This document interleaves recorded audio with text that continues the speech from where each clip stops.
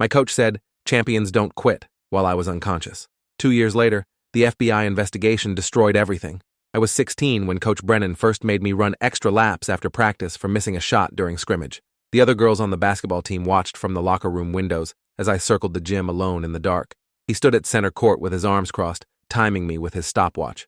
20 laps became 30 when I stumbled.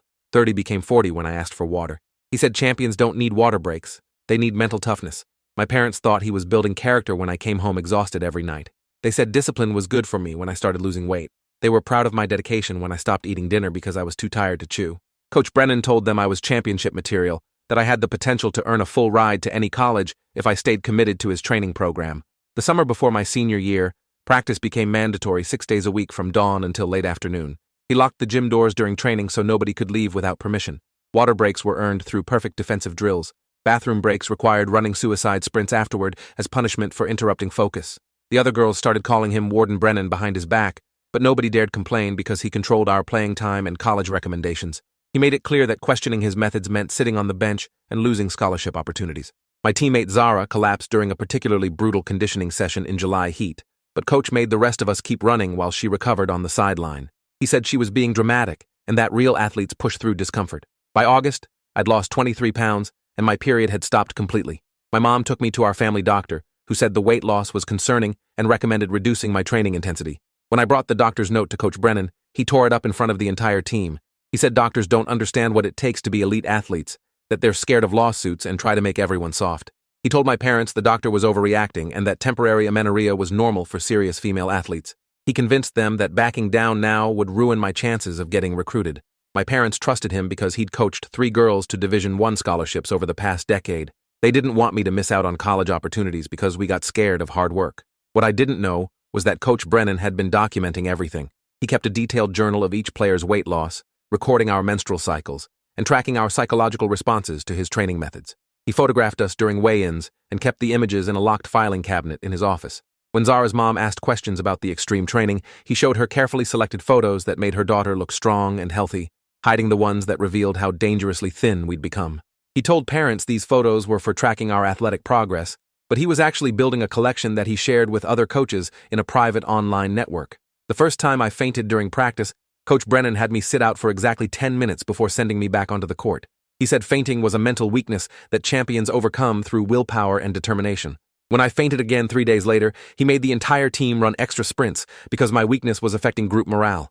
He said I was letting my teammates down and that they were paying the price for my lack of mental toughness. The girls started looking at me with resentment instead of concern because my medical episodes meant additional punishment for everyone. This created exactly the isolation Coach wanted, making it impossible for me to find support from my own teammates. During this time, I discovered Coach Brennan had been lying to college scouts about my health status. When recruiters called asking about my condition after hearing rumors about fainting episodes, he told them I was perfectly healthy and that any concerns were just competitors trying to sabotage my recruitment.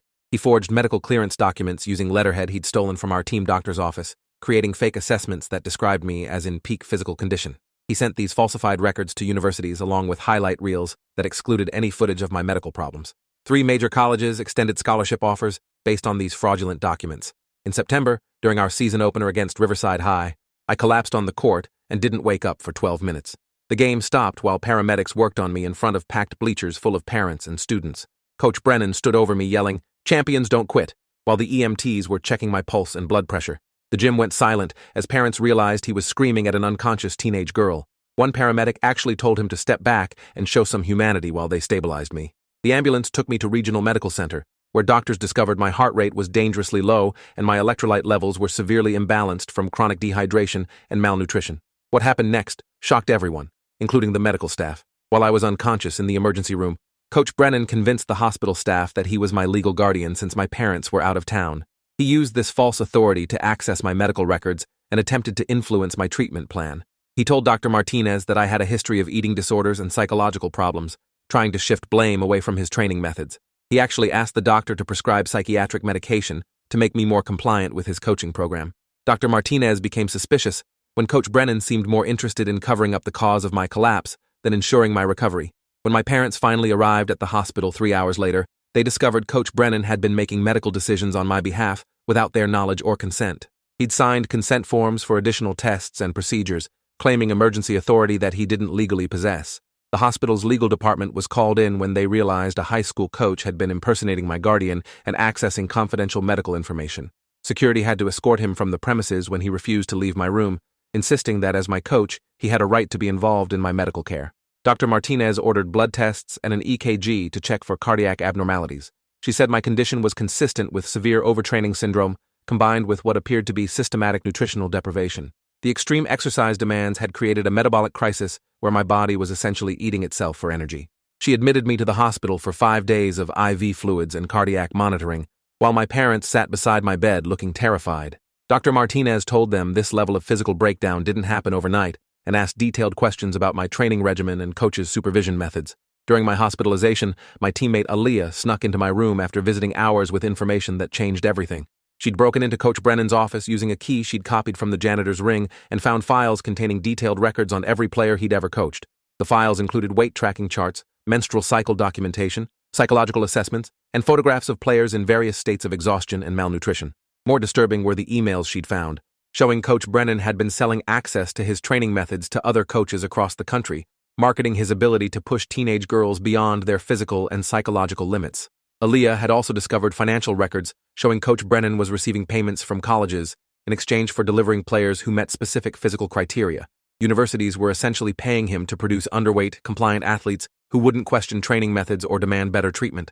The records showed payments of $15,000 to $25,000 for each player who signed with certain schools, with bonuses for maintaining specific body weight requirements throughout their college careers. He'd turned teenage girls into commodities, profiting from our suffering while destroying our health. The most shocking discovery was a video recording system Coach Brennan had installed in the locker rooms and team showers. Aaliyah found hours of footage stored on drives hidden in his office, showing players changing clothes, showering, and discussing personal problems they thought were private conversations. He'd been recording us for years, collecting intimate footage that he used to blackmail players into compliance with his training demands. When girls threatened to quit or complained to parents, he'd show them clips of themselves in compromising positions and threaten to release the footage if they didn't remain silent about his methods. When my parents confronted Coach Brennan at the hospital with this evidence, he didn't deny the allegations, but instead tried to justify them as necessary tools for developing elite athletes. He told them the recordings were for performance analysis, and that monitoring our physical development was standard practice in serious athletic programs. He said the financial arrangements with colleges were legitimate recruiting partnerships, and that parents who didn't understand the business side of sports shouldn't interfere with professional decisions. He actually accused my parents of being obstacles to my athletic success, and suggested they were jealous of his expertise. The cardiologist who took over my care after the emergency visit was Dr. Kim, who specialized in sports medicine and had treated several cases of exercise-induced cardiac problems in young athletes. She explained that my heart muscle had been damaged by chronic stress and inadequate recovery time between intense training sessions. The combination of extreme caloric restriction through over-exercise and insufficient nutrition had created a perfect storm for cardiac complications. She said I was lucky the collapse happened in a public place where medical help was immediately available, because this type of episode could easily have been fatal if I'd been alone. Dr. Kim immediately reported Coach Brennan to both the state medical board and local police after reviewing the evidence Aaliyah had discovered.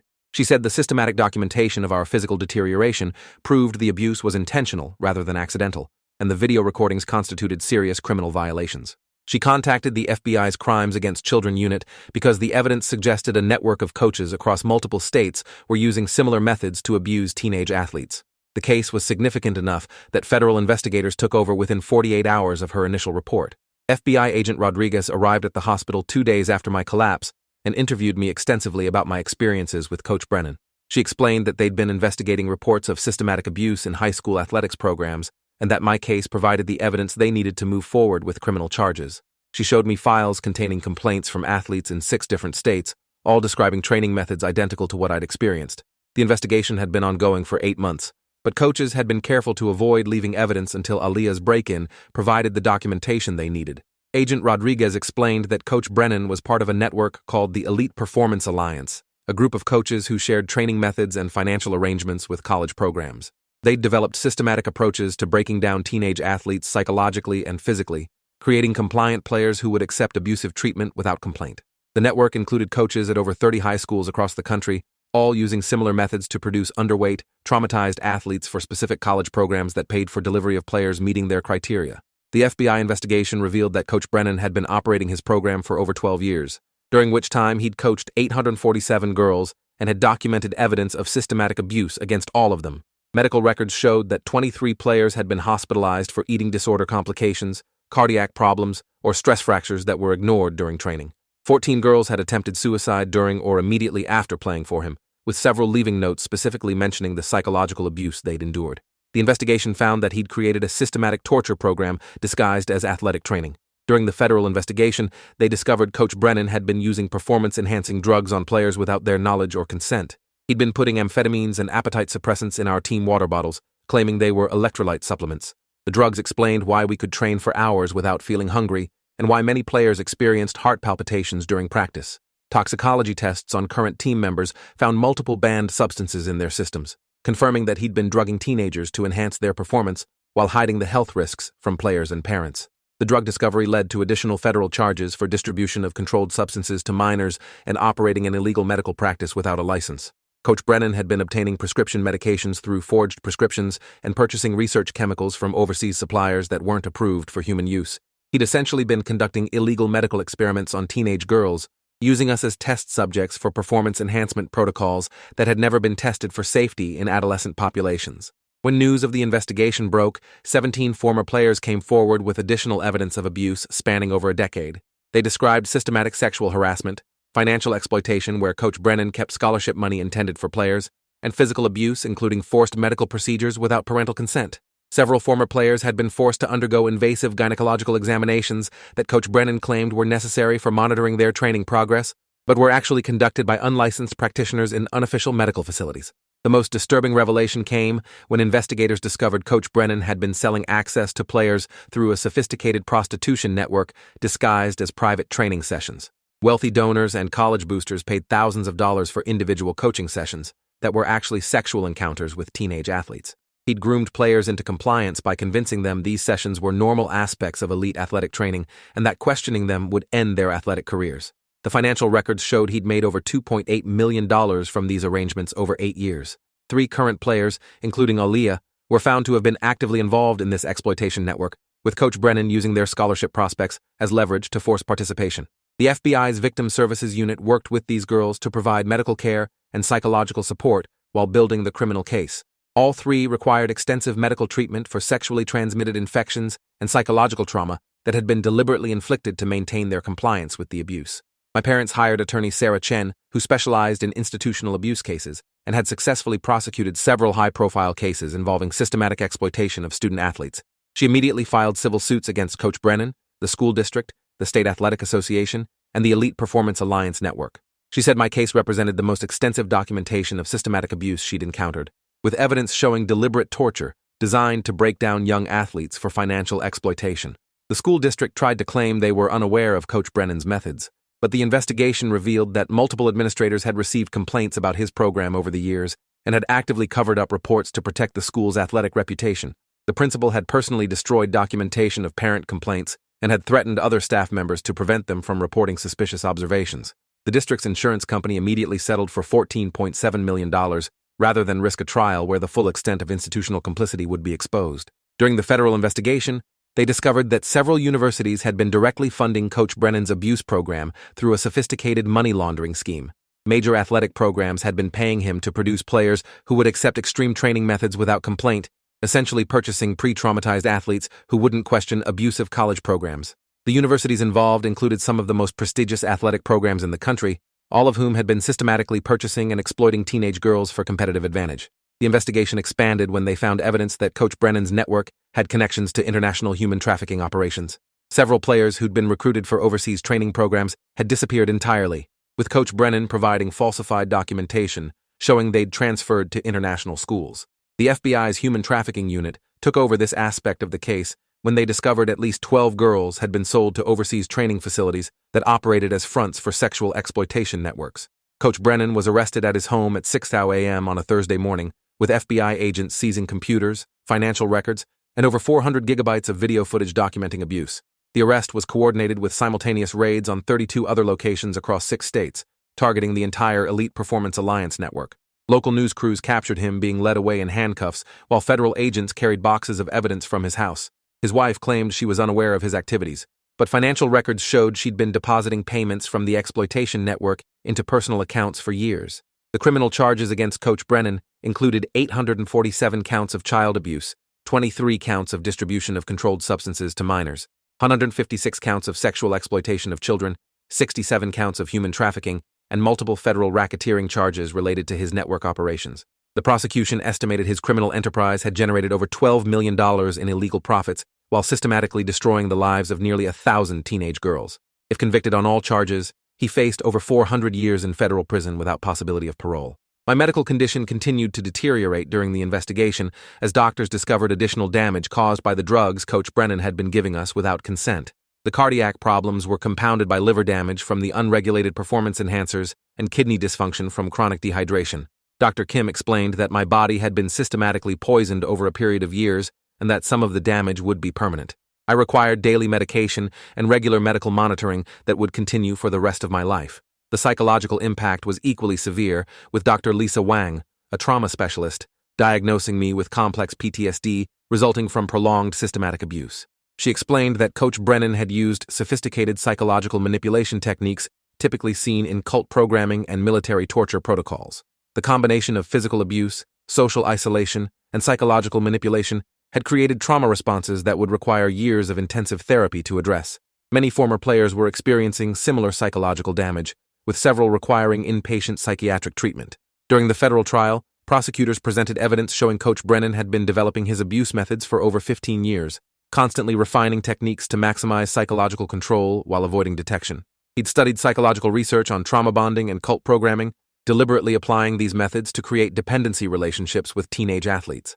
Expert witnesses testified that his program represented one of the most sophisticated systematic abuse operations ever documented, designed specifically to exploit the vulnerability of young athletes seeking college opportunities.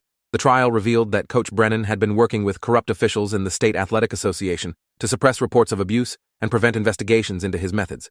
3 association officials were arrested during the trial for accepting bribes in exchange for destroying complaint documents and blocking investigations. The corruption extended to the state level, with evidence showing that political figures had been protecting the network in exchange for campaign contributions and access to the exploitation operations. International authorities became involved when investigators discovered Coach Brennan's network had been supplying athletes to overseas programs that operated as fronts for organized crime operations. The girls who'd disappeared had been sold to facilities in Eastern Europe and Southeast Asia, where they were used for both athletic exploitation and sexual trafficking. Interpol coordinated with the FBI to locate and rescue these victims, finding that several had been held in conditions equivalent to slavery for years. The financial investigation revealed that Coach Brennan had hidden assets worth over $28 million in offshore accounts and had been planning to flee the country when he was arrested. He'd purchased property in non-extradition countries and had been gradually transferring money to prepare for his escape. The financial forensics team discovered he'd been planning his exit strategy for over 2 years, indicating he knew his operations would eventually be exposed and had been preparing to abandon his victims.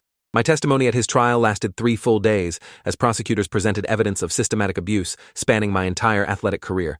I described the physical torture, psychological manipulation, and medical exploitation, while Coach Brennan sat at the defendant's table showing no emotion. His defense attorney tried to argue that his methods were legitimate training techniques used throughout elite athletics, but the evidence of deliberate abuse was too overwhelming to dispute. Multiple expert witnesses testified that his actions constituted torture rather than coaching. The jury deliberated for less than 4 hours before returning guilty verdicts on all 847 charges. Coach Brennan showed no reaction as each verdict was read, maintaining the same cold expression he'd worn throughout the trial. The judge described his crimes as among the most heinous systematic abuse cases in federal court history and sentenced him to life in prison without parole plus 400 years. She specifically noted that his lack of remorse and continued manipulation attempts during trial demonstrated he remained dangerous to any young people he might encounter. The civil settlements from various institutions totaled over $340 million, distributed among the 847 documented victims of Coach Brennan's network. My family received $14.7 million from the school district, $8.2 million from the State Athletic Association, and additional settlements from universities and network participants. However, no amount of money could restore my health or undo the psychological damage from years of systematic abuse. The settlements provided for lifetime medical care and psychological treatment for all victims. 6 months later, the FBI investigation led to federal legislation requiring background checks and psychological evaluations for all youth sports coaches nationwide. The Elite Performance Alliance case became the catalyst for comprehensive reforms in high school athletics, with new oversight requirements and mandatory reporting protocols designed to prevent similar abuse networks. Then, 12 universities lost their athletic programs entirely after their involvement in the exploitation network was exposed. 3 state athletic associations were dissolved and rebuilt under federal supervision. Coach Brennan died in federal prison 18 months into his sentence, attacked by inmates who learned about his crimes against children. The investigation continued even after his death, identifying additional victims and prosecuting remaining network participants across multiple countries.